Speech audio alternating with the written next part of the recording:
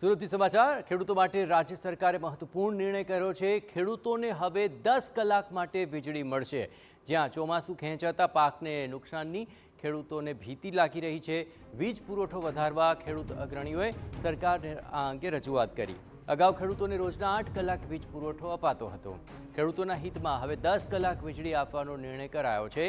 હાલ ચોમાસું ખેંચાવાને લીધે દક્ષિણ ગુજરાત સહિત રાજ્યભરના ખેડૂતોમાં ચિંતાનું વાતાવરણ છે।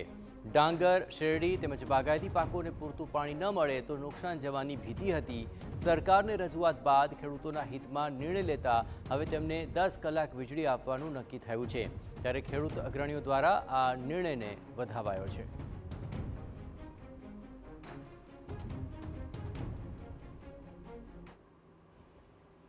આ વર્ષે જે રીતે વરસાદ ખેંચાયો છે, પાણીની ખૂબ જ જરૂરિયાત હોય, સૌરાષ્ટ્ર હોય, ઉત્તર ગુજરાત હોય, દક્ષિણ ગુજરાત હોય, તમામ ખેડૂતોને પાણીની જરૂરિયાત છે અને એમાં વીજળી 10 કલાક આપવાની સરકારે જે સ્વીકારી છે એને કારણે આવનારા દિવસોમાં પોતાનો પાક ખેડૂત બચાવી શકશે। એટલે સરકારશ્રીના નિર્ણયને અમે વધાવીએ છીએ।